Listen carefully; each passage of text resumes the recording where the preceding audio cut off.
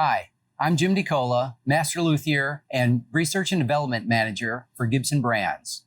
In this episode, I'm going to discuss and show you how to replace a P-90 Dogear pickup. The P-90 Dogear pickup that we see here is named because of this configuration on the end, which is how it's mounted to the body. This is Gibson's oldest pickup that we continually produced since 1946 when we debuted it. So it has a classic P-90 sound, which is a big, fat, single coil sound. Its output is approximately like a PAF class humbucker, which we'll discuss details between both later, but it's been used prolifically in all styles of music. Everything from rhythm and blues to rock to country, pop, jazz, you name it. In this configuration, we first used it on some of our ES models from back in the day, like the ES 300 model, one of the larger jazz boxes that we produced. Since then, when we came out with the Les Paul, it was in the soap bar configuration on the Les Paul model that we debuted in 1952. And then when we debuted the Les Paul Junior, we adopted the Dogear version on this model, and that's what we have here. In this case, we're going to replace this pickup because it has Alnico 2 magnets, which is what we used back in the day, and we still use in many models that we produce today. And Alnico 2 has a bit softer magnetic field, so its tone is going to be a little bit warmer and rounder sounding than Alnico 5. And we're going to replace it with a version that we do in Alnico 5, so it'll be a little bit louder and prouder. Alnico 5 has a bit more high end and a little bit more output. So we'll have a little bit more of that coming out of this guitar. So to get started, we're going to loosen the strings. You can loosen the strings and do the pickup swap. I actually recommend actually taking the strings off. It's a lot safer for the guitar, a lot less potential to damage the guitar. Now that they're loose, I'll go ahead and cut the strings.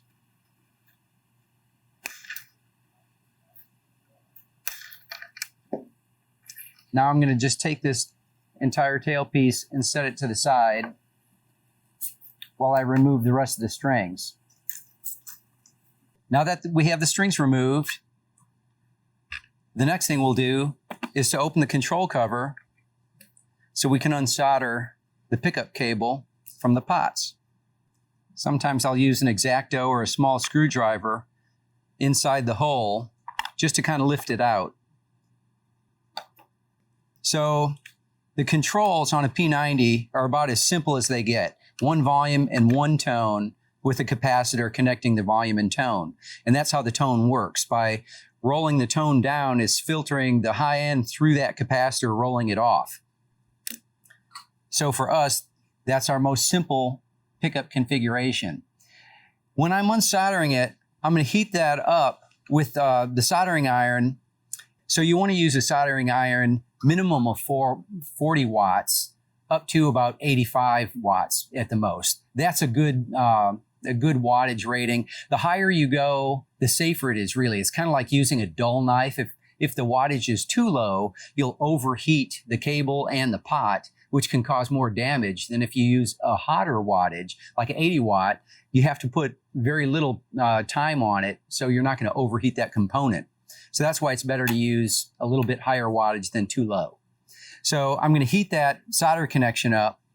First, I'll just kind of clean the tip off, and sometimes I'm going to be prepared and get a little bit of solder. The solder we use, in fact, I'll take this time now to explain that. We've had some comments asking what kind of solder to use. We use a rose-compliant, lead-free solder. It's a 60-40 blend of tin and copper. So it's, again, lead-free. So throughout the world, there's different regulations about what's acceptable. So rose-compliant is now safe to use everywhere, and that's what we use. It also is a flux core. We use a rosin core as the flux, and that's what you want to use for electrical work. If you use acid core, that can corrode your components. Acid core is only for like plumbing and metalwork, that kind of thing. But for electrical, you want to use rosin core. So that will wet the solder so it flows nice and, does a more efficient application and flow in the solder. And then the reason I have a piece of solder ready is because it has that rosin in it. Sometimes as you heat it, you just touch off just a little bit, and that will help accelerate the heating of that solder so you spend less time. So there we have the ground wire from that shield disconnected. And I'm using hemostats. I like to use hemostats for solder work. You can use forceps or tweezers. I have various kinds I'll use occasionally. And if you do use those, I typically like to use a blunt tip, because sometimes, especially with, the braided cable or more fragile cable, if they're a sharp tip, it can sometimes penetrate and damage that wire. And then sometimes with a bent tip, it can kind of come in handy if you're in confined stations. But for the most part, here's another needle nose, right? Readily available. Everyone has needle nose. That'll work too. I just happen to prefer hemostats. That's what I've been using for years. So now I have the shield or the ground disconnected. I'm going to clean the tip on the damp sponge. Now I'm going to disconnect the hot, and that's on the outside lug or lug 3 of the pot. Now that pickup is disconnected, I'll just tuck it back in here so when I flip the guitar over, it won't scratch the back in case it touches. Now, I can remove the pickup from the guitar. It's always good, too, to make sure you keep your screws together and out of the way so you don't accidentally lay the guitar on it. Now I'm going to take that whole pickup assembly out. So that's it. And we can take that out of the cover and show you. That's what the coil looks like. Same coil that we would use on our soap bar version of P-90. So it's just a big rectangular coil form with nominally 10,000 turns of 42 plain enamel wire on it, and then 2 Alnico magnets. In this case, Alnico 2, and we'll swap it out with Alnico 5, as I explained earlier. So that's our most simple pickup. An interesting trivia note. In 1946, when we debuted this version of the P-90, we also debuted a version that instead of having 2 Alnico bar magnets on each side of the screws, it had 6 individual rod magnets. And the individual rod magnets give it a more percussive sound that has more high end.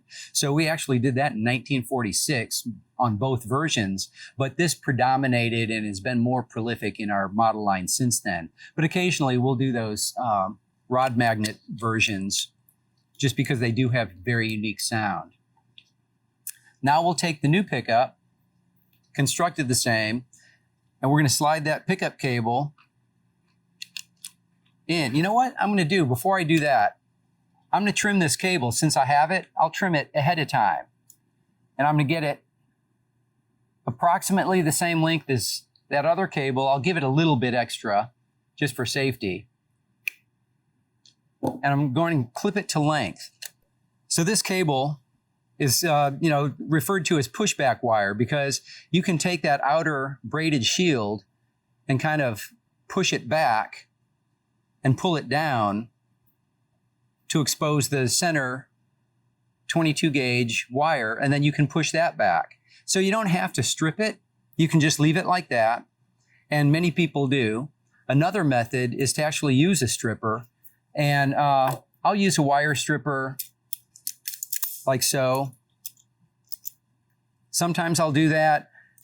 I kind of, in a way, like to use the stripper because the wire doesn't bunch up. It's just a little bit cleaner.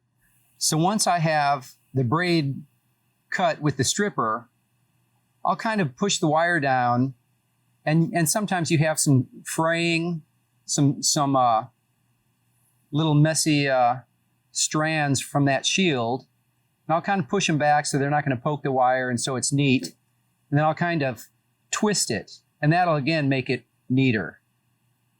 And then again, you can push this back, and at the same time, you could use a stripper on that too. But at that point, it's still going to be very clean. Now I'll tin the tip of this wire. So when I feed it into the body, it'll have less chance of fraying and pushing back. I'll clean the tip and then tin it by heating a little bit of that solder just to flow on the tip. And since I have it out, I'm going to go ahead and tin that braided shield. So again, I'm letting a little bit of solder flow on that shield, which will make it easier to solder once it's in the body. Now, make sure it's not too hot. I can put that back in the body and then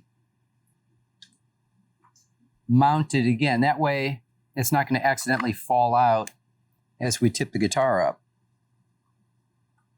Now the pickup's mounted securely again. I'll flip the guitar over. Now we're going to solder the hot first and then the ground second. And I like working in that order. Again, I'm going to clean the tip.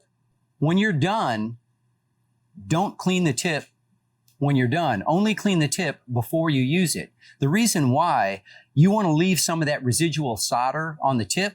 If you wipe it off and let it sit while it heats up, it'll oxidize the tip and you'll kill the life of the tip. So only clean it right before you use it. So now I'm going to solder that pickup cable to the pot where it was. So first thing, before I get started, I'm going to use a mask. I didn't use this when I unsoldered it because it's generally not as required. It's always safe if you can. But in the case of soldering, again, now I'm going to heat that solder, and there's a greater chance of having some of that rosin or the solder itself to spatter when you're heating it up with fresh solder. So a mask is very helpful. If you're going to be doing extensive work, you might want to tape it down so it doesn't move. This is very simple, so I feel confident just to let it sit.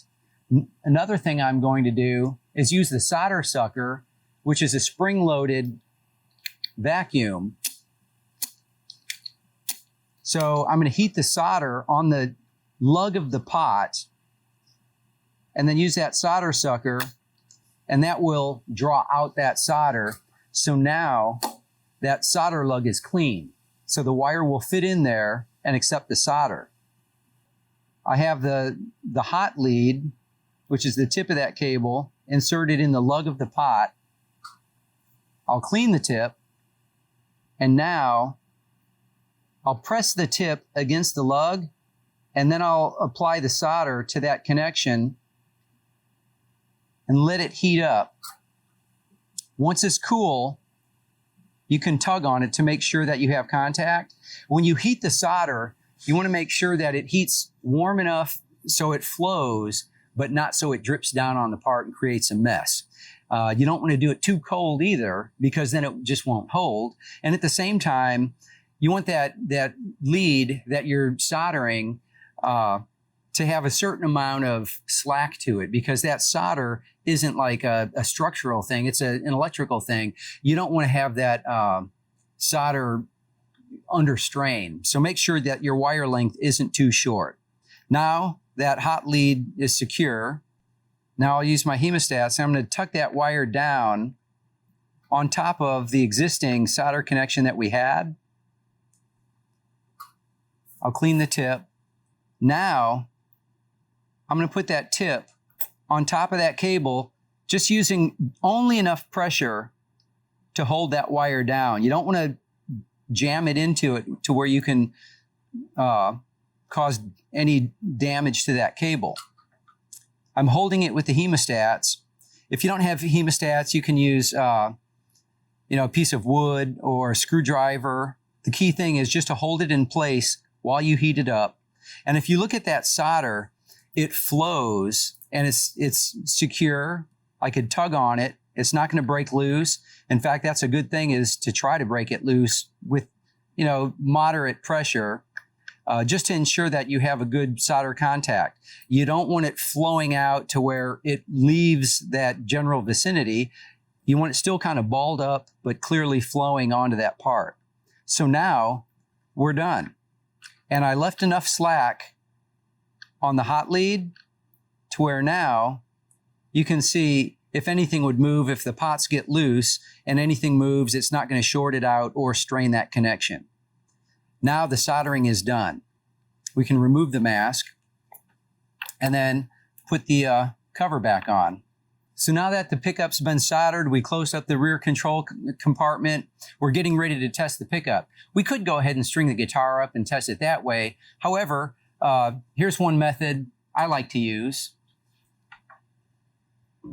Plugging it into a guitar amp. So I'll make sure the guitar amp is on, and I'll use a steel screwdriver. You can use your hemostats because they're steel. Needs to be steel, needle nose, anything like that. Make sure your volume and tone controls are up, and then tap the pickup. That tells you that the pickup is working, and you can rotate your volume down. You can even rotate your tone, and you can hear how the tone rolls off the highs, especially if you kind of gently scratch the top of that pull screw.